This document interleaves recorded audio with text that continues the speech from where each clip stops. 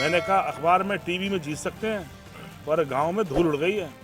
आप देखेंगे जिस दिन रिजल्ट आएगा 50,000 वोट से हारेंगे। मैं आपके उसमें बयान भी देके जा रहा हूं। आज जितने वोट से उन्होंने हराया था, मेरी कोशिश होगी उससे ज़्यादा मैं जीतूंगा, तभी आगे राजनीति करूंगा।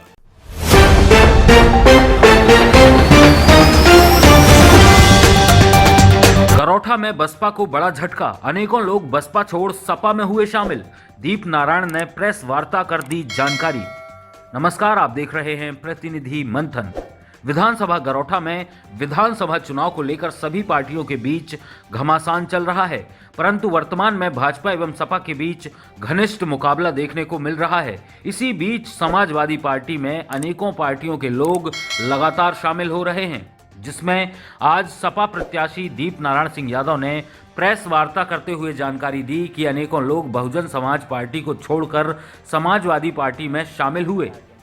गरौठा से मनोज कुमार निराला की रिपोर्ट। आज इस राजनीतिक लड़ाई में बहुत सारे वो लोग जो अपने जीवन को राजनीतिक में डालकर लोगों की मदद करते थे, लोगों की सेवा के क्षेत्र में आए थे, वो विभिन्न राजनीतिक दलों के अनुभवी लोग आज समाजवादी पार्टी के समर्थन में आ रहे हैं। आज के इस मौके पर हमने उनका स्वागत भी किया है। भाई धर्मेंद्र बख्शी जी हैं जो बहुजन समाज पार्टी में बरसों काम किए हैं। गरीबों समाजसेवी, गरीबों के बीच में समाज सेवा के रूप में काफ़ी इनका अपना नाम, अलग पहचान है इनकी पूरे क्षेत्र में। ये शामिल हो रहे हैं। भाई जीतू चौधरी जी पार्षद हैं एलएच के, ये बहुजन समाज पार्टी से जुड़े रहे, गरीबों की लड़ाई लड़ते रहे हमेशा।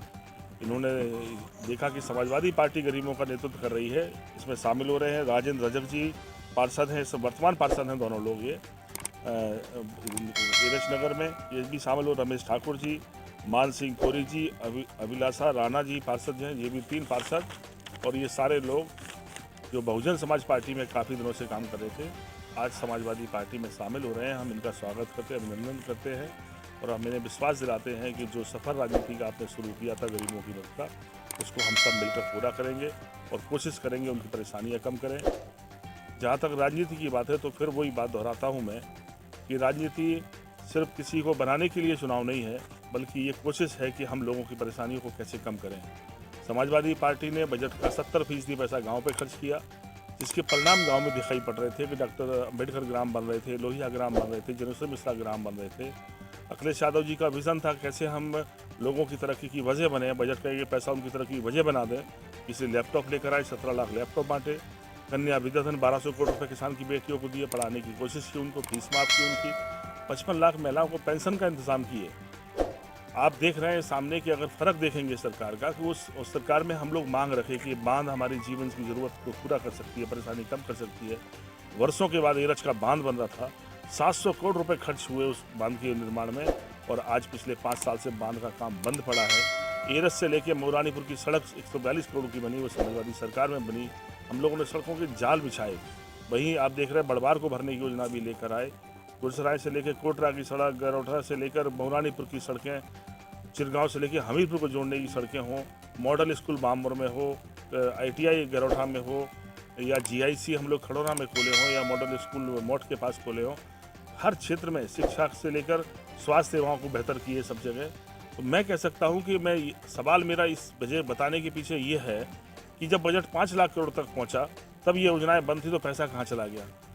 असल बात यही है कि राजनीतिक लड़ाई कहीं ऐसा तो नहीं कि गरीबों के पैसे को कहीं दूसरी दिशा में खर्च करने का षड्यंत्र हो, क्योंकि इस राजनीतिक लड़ाई में तरक्की की सारी चीज़ जुड़ी हैं।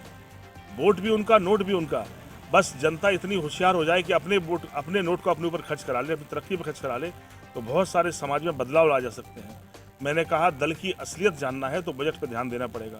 ये दल जो राष्ट्रवाद, देशवाद, समाज की बातें कर रहे हैं, असल में ये गरीबों से कितनी बड़ी बेईमानी कर रहे हैं, इनका चेहरा तब उजागर होगा जब लोगों की नज़र बजट पर जाएगी कि गरीबों का पैसा कितना कहाँ खर्च किया इन्होंने, उनकी तरक्की से हटाकर सपने तरक्की के दिखाए और किसकी मदद कर डाली।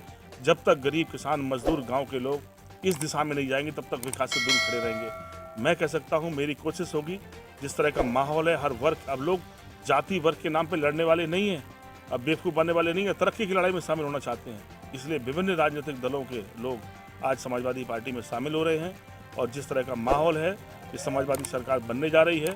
मैंने कहा अखबार में, टीवी में जीत सकते हैं पर गांव में धूल उड़ गई है।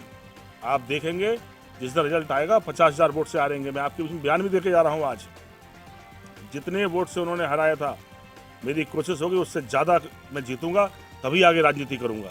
ये भी आप आज की इतनी बड़ी बात बोल के जा रहा हूँ। मेरी कोशिश होगी। कब तक लोगों को जातियों के नाम पर नफरत में बांटकर आप राजनीति करेंगे?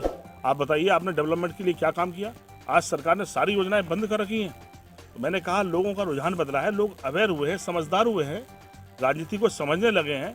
और अब ये कोशिश है, मैं दावे के साथ कह सकता हूँ, मौका मिलेगा जल्दी बांध बनाएंगे, इंडस्ट्री जल्दी लगाएंगे। डिफेंस कॉरिडोर नाम बदलने से इंडस्ट्री नहीं आई, लेकिन हम लोग उद्योग लगाएंगे और ये कोशिश करेंगे उस उद्योगों में आधे लोग, जब विभिन्न प्रांतों में सरकारों ने नियम बदल के 75% लोगों को रोजगार देने की बात कही है, तो हम तो 50% कह रहे हैं कि उत्तर प्रदेश की विधानसभा में कोशिश करेंगे, कानून भी बने कि जहाँ इंडस्ट्री लग रही है वहाँ के 50% लोग हिस्सा हो, खासतौर से बुंदेलखंड, क्योंकि आने वाला समय बुंदेलखंड की अपार संभावनाओं से भरा है।